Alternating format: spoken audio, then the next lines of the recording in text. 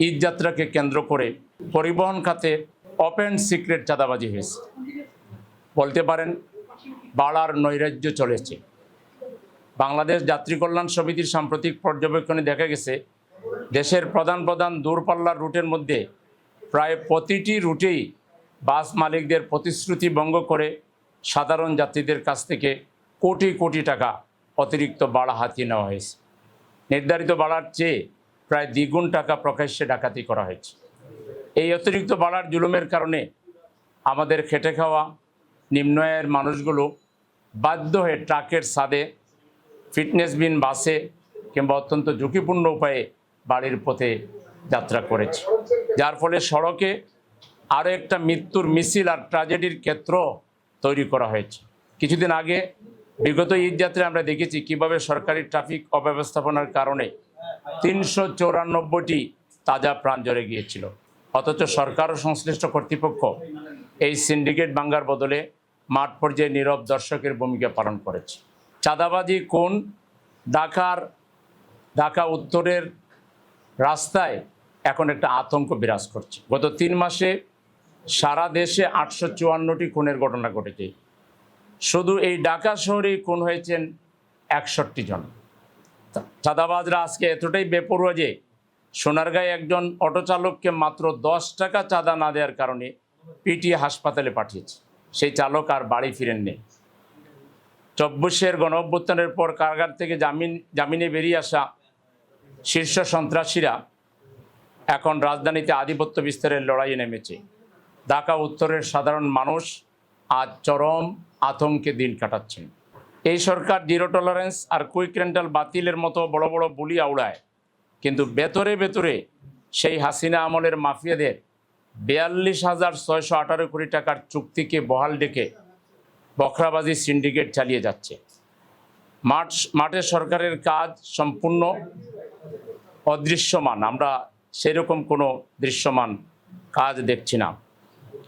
আমরা বিগত ঈদে এই যে বাজার ব্যবস্থাপনা করতে গিয়ে এই সরকার যে কাজগুলো করেছে তার কিছু চিত্র আমি আপনাদের সামনে তুলে ধরতে চাই।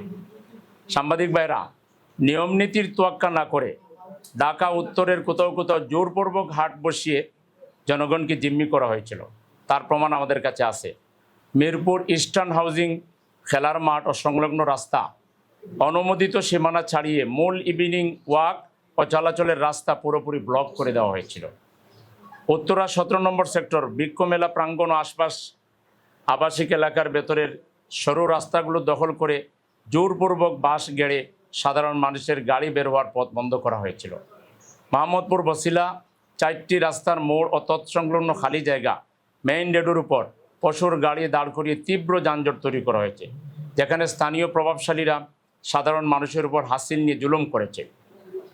খিলক্ষেত নতুন বাজার সংলগ্ন মেইন রোড ও আশপাশের গলি, রেললাইন একদম কাছাকাছি এবং মূল সড়ক দখল করে হাট বসানোয় দুর্ঘটনার চরম ঝুঁকি তৈরি করা হয়েছিল। Uttara Diabari, Uttara centre, metro station সংলগ্ন খালি জায়গা এবং গোল চত্বরের নিচের প্রধান সড়ক দখল করে এবার সম্পূর্ণ অবৈধভাবে এই পশুর হাট বসানো হয়েছে। শুধু এখানে শেষ নয়, এই পশুর হাট রিলেটেড একটু বলে দেই। আমি নিজে বের হয়েছিলাম পশুর হাটে দেখতে। 4 ধরনের দুর্নীতি করা হয়েছে। প্রথম হইল যে ট্রাকটা আসে, এই ট্রাক ঢুকার আগে একটা টোকেন দেওয়া হয়েছে। এই টোকেন প্রত্যেক ট্রাক 5,000 টাকা দিয়ে এই টোকেন সংগ্রহ করতে হয়েছে। কোনো কারণে যদি টোকেন হারাই ফেলে তাহলে যত জায়গায় সামনে পড়েছে চাঁদাবাজদের, তাদেরকে আলাদাভাবে টোকেন হারাই ফেলছে আবার টাকা দিতে হয়েছে। তারপরে প্রত্যেক গরুকে, ধরেন একটা টাকায় যদি 10টা গরু থাকে তাহলে গরু কেন্দ্রিক হয়তো আরও 2,000 টাকা করে দিতে হয়েছে। তারপরে গরু যেখানে বসে দাঁড়ায় থাকবে কেনা হবে, যেখান থেকে গরুকে যে জায়গায় দাঁড় করানো রাখা হবে সেই জায়গা নির্ধারণের জন্য আবার চাঁদা নেওয়া হয়েছে। হাসিলের জন্য তো নেওয়া হয়েছে। এইভাবে একদিকে বলা হচ্ছে না সব ঠিকঠাক আছে, সব ঠিকঠাক, কিন্তু আসলে বাইরে সব ঠিকঠাক, কিন্তু ভিতরে সদরঘাট সব কিন্তু আগের মতোই চালানো হয়েছে। একইভাবে বর্জ্য নিষ্কাশনের অব্যবস্থাপনা ও জনদুর্ভোগের পরিসংখ্যান আমি আপনাদেরকে দিচ্ছি।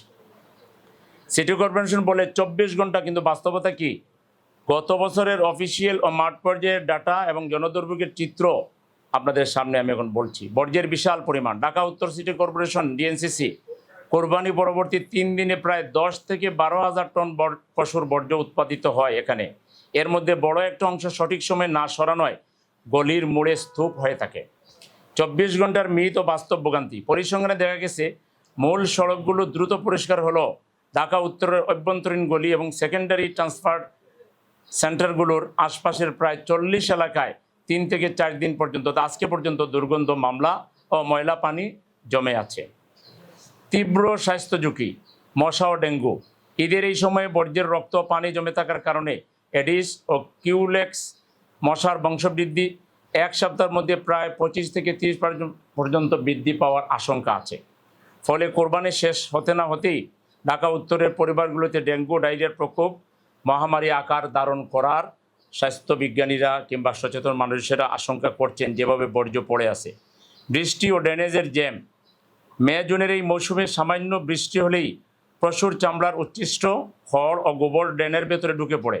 ফলে মিরপুর, শেওড়াপাড়া এবং কাফরুলের মতো এলাকাগুলোতে ড্রেনেজ সিস্টেম সম্পূর্ণ ব্লক হয়ে দীর্ঘস্থায়ী জলাবদ্ধতা ও নোংরা পানির নরক তৈরি হয়। আমি প্রশাসনকে জিজ্ঞেস করতে চাই, মিরপুর ইস্টার্ন হাউজিং বা উত্তরায় যখন সাধারণ মানুষের হাঁটার রাস্তা বন্ধ করে আপনাদের নাকের ডগায় অবৈধ হাট বসে, তখন আপনারা কোথায় থাকেন? ডিএনসিসি 10,000 টন বর্জ্য যখন 3 দিন ধরে পচে গলে ডেঙ্গুর মহামারী তৈরি করে, তখন জনগণের ট্যাক্সের টাকায় কেনা ব্লিচিং পাউডারগুলো কোন গুদামে লুকিয়ে রাখা হয়েছে জাতি সেটা জানতে চায়।